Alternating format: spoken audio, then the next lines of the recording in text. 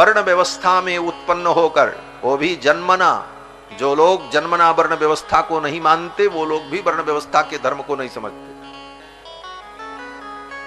जन्म से ही वर्ण व्यवस्था दी जाती है शास्त्र में। लोग कहते महाराज कर्म से, बड़े बड़े वक्ता बोल जाते हैं, और बड़े प्रसिद्ध वक्ता लोग, कथावाचक लोग,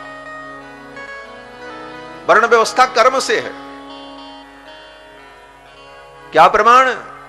बोले गीता में भगवान कहते हैं चातुर्वर्ण्यम मया सृष्टम गुण कर्म विभागशः, धर देते हैं यही पंक्ति। बोले गुण कर्म विभागशः, बोले वो गुण कर्म विभागशः जो कहते हैं उसका तात्पर्य क्या है?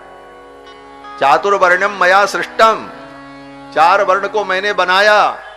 कब? बोले जन्म के समय, माने उनको जो जन्म मिला, जन्म से ही उनके चारों वर्ण है, ये व्यवस्था भगवान ने दी।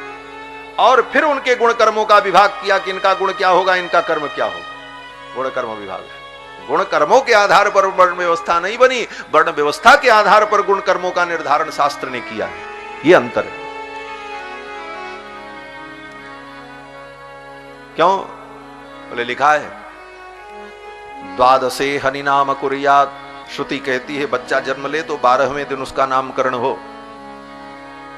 12वें दिन नामकरण जब हो तब तो शास्त्र कहता अगर ब्राह्मण का बालक हो तो सर्वांतः, क्षत्रिय हो तो वर्मांतः, सर्वांत वर्मांत नाम। ब्राह्मण होगा तो शर्मा, क्षत्रिय हो तो वर्मा, वैश्य हो तो गुप्तः, शूद्र हो तो दासः। तो अभी 11 दिन का बच्चा हुआ, 12वें दिन नामकरण हो रहा। 11 दिन में वो कौन सा कर्म करेगा जिस कर्म के आधार पर आप तय करोगे कि ये ब्राह्मण है क्षत्रिय?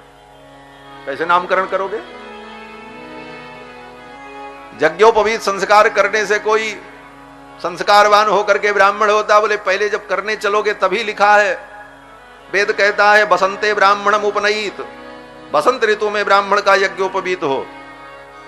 ग्रीष्मे राजन्यम शरद वैश्यम, क्षत्रिय का यज्ञोपवीत ग्रीष्म ऋतु में हो, वैश्य का जो है वर्षा ऋतु में हो।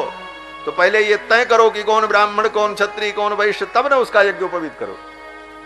तो कर्म के अनुसार वर्ण नहीं है, अपितु वर्ण के अनुसार कर्म की व्यवस्था शास्त्र ने दी है। यह मूलभूत सिद्धांत है।